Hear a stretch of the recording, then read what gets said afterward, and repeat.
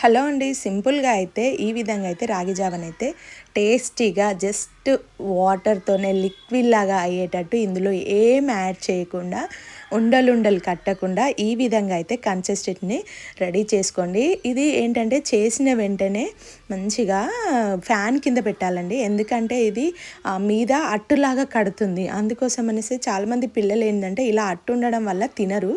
అందుకోసమనే దీన్ని మంచిగా ఫ్యాన్ కింద పెట్టి మంచిగా కలుపుతూనే ఉండాలండి. ఎందుకంటే అలా కలుపుతూ ఉంటే మనకి పైన అనేది అట్టు కట్టకుండా ఇగో ఈ విధంగా చూడండి, నేను గ్లాస్లో పోస్తుంటే అసలు అట్టు అనేది రాకుండా పిల్లలు ఈ విధంగా ఇస్తే ఇష్టంగా తాగుతారండి. పిల్లలకి వీక్లీ వన్స్ సండే వచ్చిందంటే కంపల్సరీ ఒక గ్లాస్ అయితే ఇవ్వండి. ఇప్పటి పిల్లలకి ఏంటంటే చాలా వీక్గా ఉంటున్నారండి. బోన్స్కి కానీ ఎనర్జీ కానీ ఏ విధంగా సరిపోవట్లేదు. అందుకోసమనే ఈ విధంగా అయితే ఒక గ్లాస్ మీకు వీలైతే రోజు ఇచ్చినా వాళ్ళు తాగితే మంచిదే అండి. కనీసం వారానికి ఒక్కసారైనా ఈ లిక్విడ్ తాపించండి. చాలా అంటే చాలా హెల్త్కి మంచిదండి. మనం ఈ కన్సిస్టెంట్ని ఏ విధంగా రెడీ చేసుకుందామో చూసండి.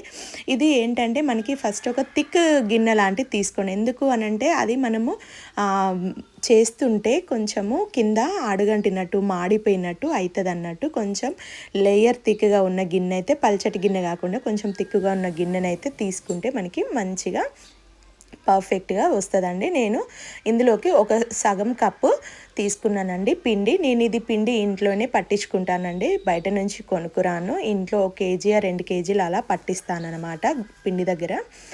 ఇంకా ఇందులోకి మనకి సరిపడంత, ఒకవేళ మీకు లూజ్ కావాలంటే లూజ్గా చేసుకోండి, లేదు కొంచెం అంటే గట్టిగా కావాలనుకుంటే గట్టిగా చేసుకోండి. మా పిల్లలైతే ఇప్పుడు పిల్లలు ఉన్న వాళ్ళు ఏంటంటే చాలా వరకు లూజ్గానే అంటే తింటారు, ఎందుకంటే గుటుక్కున మింగేటట్టు అనమాట.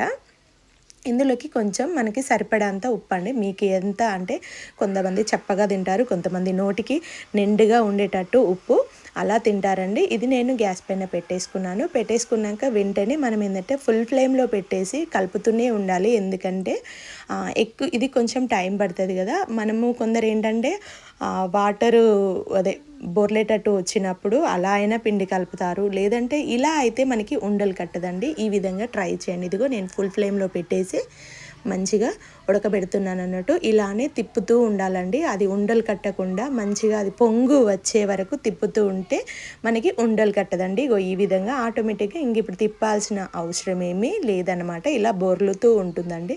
ఇప్పుడు చూడండి, ఇలా నేను జాలిగంట అయితే తీసుకున్నాను. ఎక్కడ కూడా అసలు ఉండ కట్టకుండా ఈ విధంగా మంచిగా కలుపుతుంటే అసలు ఎక్కడ కూడా ఉండలు కట్టకుండా ఉందండి. మీరు ఈ విధంగా మాత్రం ఫుల్ ఫ్లేమ్లో పెట్టేసుకొని మంచిగా కలుపుతూనే ఉండాలండి, ఒక 10 మినిట్స్ వరకు అక్కడ నుంచి కదలకుండా. ఈ విధంగా వచ్చినప్పుడు మీరు ఇంకా సిమ్లో పెట్టేసి మిగతా పని అయినా చూసుకోవచ్చు. అదే ఏంటంటే మినిమం ఒక పావు గంట అయినా ఉడకాలండి, ఎందుకంటే ఉడకపోతే కడుపులో గడబడా అంటది అనమాట.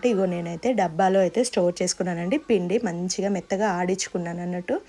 నేను నెలకి 2 కేజీలు అయితే పట్టించుకుంటానండి, పిల్లలకి హెల్త్కి మంచిది అనేసి. పాలు తాగకపోయినా సరే ఇదైతే కంపల్సరీ తాపిస్తే మన హెల్త్కి చాలా మంచిది. మనం తాగినా పిల్లలకి తాపించిన ఈ విధంగా ఇలా బొర్లుతూ ఉంటుందండి. మంచిగా మనం పల్చగా చేసుకుంటే పొంగొస్తూ ఉంటుంది అనమాట.